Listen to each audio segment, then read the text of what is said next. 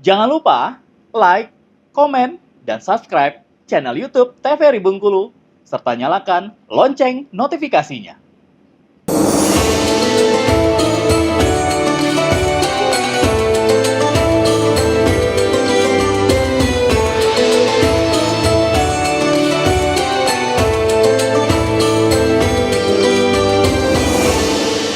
Assalamualaikum warahmatullahi wabarakatuh, pemirsa yang dirahmati Allah dan teman-teman yang ada di studio, ibu-ibu dan Pak Ustadz. Senang sekali, alhamdulillah berjumpa kembali bersama saya Meilianti Rana Asmara dalam acara kesayangan kita Mutiara Kolbu.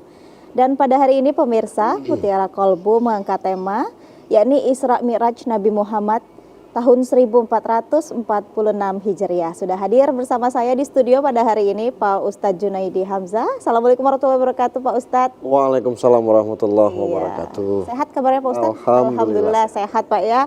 Ya baik. Sudah hadir juga di sini ibu-ibu dari Majelis Taklim An-Naba. Ya ibu-ibu, assalamualaikum warahmatullahi wabarakatuh.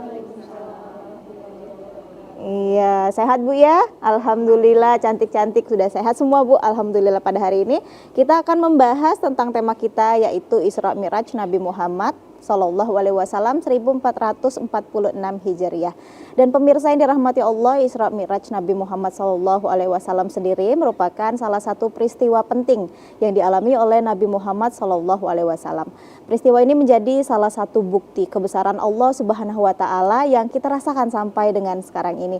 Dan Isra Mi'raj sendiri merupakan salah satu peristiwa yang penting dialami oleh Nabi Muhammad, tak hanya bagi Rasulullah, tapi juga bagi kita semua, seluruh umat Islam di seluruh dunia. Sebab dalam peristiwa ini Nabi Muhammad SAW sendiri menerima perintah sholat oleh Allah Subhanahu Wa Taala yang kita tunaikan sampai dengan saat ini. Dan sebentar lagi juga kita akan memperingati hari besar kita, salah satu hari besar umat Islam, yaitu Isra Mi'raj tahun 1446 Hijriah tahun ini. Dan dalam memperingati Isra Mi'raj ini, mari kita bersama-sama meningkatkan keimanan kita agar kita selalu senantiasa bisa mengikuti sunnah-sunnah dari Rasulullah Sallallahu Alaihi Wasallam. Mungkin kita dengarkan terlebih dahulu tausiah singkat dari Pak Ustadz tentang Isra Mi'raj Nabi Muhammad ini. Pak Ustadz, silakan Pak Ustadz. Bismillahirrahmanirrahim. Assalamualaikum warahmatullahi wabarakatuh. Waalaikumsalam warahmatullahi wabarakatuh. Alhamdulillahilladzi asra bi abdihi lailam minal masjidil haram ilal masjidil aqsa alladzi barakna haulahu linuriyahu min ayatina innahu huwas samiul basir. Asyhadu an la ilaha illallah wahdahu la syarikalah wa asyhadu anna Muhammadan abduhu wa rasuluh la nabiyya ba'. Pemirsa TVRI Bengkulu yang dirahmati Allah Subhanahu wa taala, wabil khusus Mutiara Kolbu yang kita cintai dan ibu-ibu sekalian dari Majelis An-Naba. Kita tahu bahwa peristiwa yang dialami oleh Nabi itu ada 3 peristiwa besar yang tercatat, dunia mencatatnya. Yang pertama, penanggalan bagi kalender Islam dikenal dengan tahun Hijriah. Itu setelah 13 tahun Nabi di Mekah, lalu di Mekah mendapat tekanan yang luar biasa, mencoba beralih ke Taif. Taif itu dari dulu lebih maju ekonominya daripada Mekah. Tentu kalau orang ekonomi lebih maju, secara logisnya, logika kita mengatakan pasti pemikirannya lebih maju. Ternyata apa yang terjadi? Justru di Taif Rasul mendapat lemparan batu. Kalau di Mekah cuma hinaan saja, kata-kata saja. Akibat dari itu Allah perintahkan untuk hijrah. Hijrah ini ke Yasrib, dulu belum namanya Madinah. Ternyata pindah ke Yasrib ini bukan puluhan yang masuk Islam, tapi ribuan. Dan Islam berkembang karena belum ada tahun Hijriah, tahun umat Islam.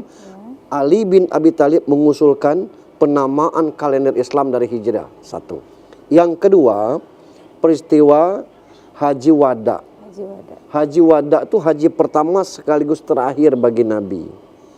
Di mana Haji Wada ini Rasul bersama dengan 114.000 umat Islam. Melihat seperti itu, orang-orang Mekah jadi ciut juga nyalinya. Karena jangan-jangan ini Nabi mau balas dendam. Tapi apa yang terjadi? Nabi justru mengajak umat Islam bersatu dan Mekah tunduk akhirnya di bawah Islam. Nah, yang ketiga peristiwa Isra Mi'raj. Isra Mi'raj ini dua kejadian. Satu Isra, yang kedua Mi'raj. Dalilnya juga berbeda surat. Isra di surat Al-Isra ayat 1, kemudian ada Mi'raj di surat An-Najm. Saya sering bercerita kepada ibu-ibu majelis taklim atau di masyarakat begini. Kita tahu kelapa kan, Ra? Iya. Nah, kelapa itu kulit luar, sabut, tempurung, kelapanya terus air. Saya sering tanya kepada ibu-ibu, yang duluan itu tempurungnya atau airnya kira-kira? Kelapa itu. Apa duluan tempurungnya, apa duluan airnya? Duluan tempurung. Kalau duluan tempurung, dari mana masuk airnya itu? Berarti duluan? Kalau duluan airnya, dari mana masuk tempurung? Nah, yang ingin saya sampaikan, mengkaji tentang kelapa saja kita sudah tidak sanggup. Apalagi Isra Mi'raj. Makanya Isra Mi'raj dimulai dengan Subhanallah, Maha Suci Allah. Sangat sulit dibayangkan zaman Nabi itu, jangankan pesawat, sepeda aja belum ada. Tapi mampu dari Aqsa, dari Haram ke Aqsa, Mekah, Palestina. Itu dalam buku terpesona di Sidratul Muntaha, karya Agus Mustafa. Jarak yang sebegitu jauh itu, mencapai lebih dari 1.500 km itu, ditempuh dalam waktu 0,001 detik, 1/1000 detik. Bagaimana tidak, Masya Allah, Subhanallah, kejadian ini. Berangkat habis Isya, pulang sebelum subuh. Kemana? Ke Sidratul Muntaha. Sidratul Muntaha itu di mana? Di langit. Yang kita lihat itu ibu-ibu, itu bukan langit. Itu batas kemampuan kita melihat. Kata guru fisika begitu. Jadi apa yang kita biru di atas itu batas kemampuan kita. Jadi pertanyaannya, langit itu di mana? Kalau ditanya langit itu di mana? Jauh, jauh, jauh langit itu. Saking kejauhnya kita bernyanyi begitu. Jauh.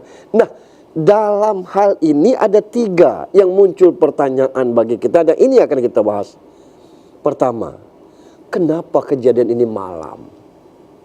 Yang kedua, kan sebelum berangkat Nabi sudah sholat.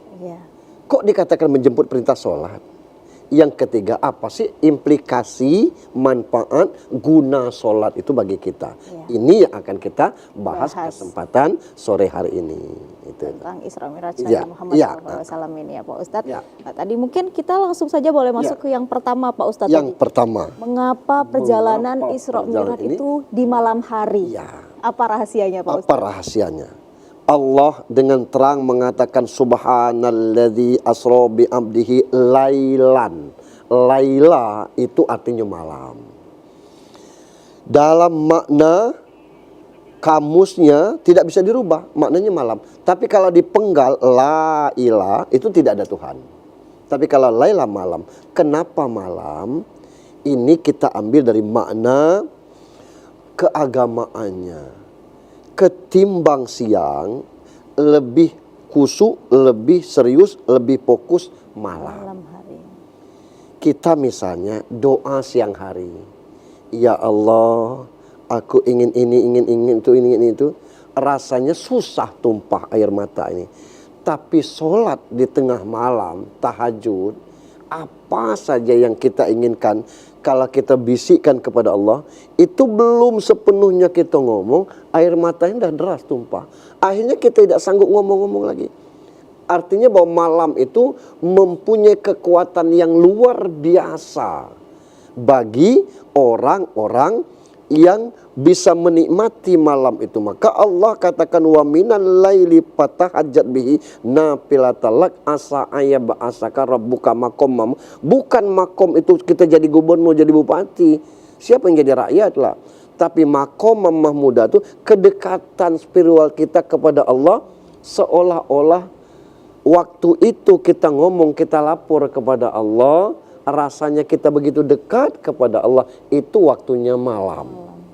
Sampai-sampai sholat 5 waktu juga hanya 2 waktu, yang siang zuhur dengan asar. Maghrib itu setelah tenggelam matahari. Subuh itu menjelang matahari terbit. Sholat sunat juga situ. Yang siang itu cuma duha. Sholat tasbih boleh siang, tapi lebih bagi malam. Malam hari. Sholat taubat boleh-boleh saja siang, tapi lebih indah malam. Tahajud malam, sholat witir malam, tarawih malam. Kenapa? Malam ini punya daya kekuatan yang luar biasa. Kenapa Isra Mi'raj itu Allah perintahkan malam? Karena Rasul lebih fokus, dan waktu itu disebut juga dengan Amul Huzn, tahun kesedihan.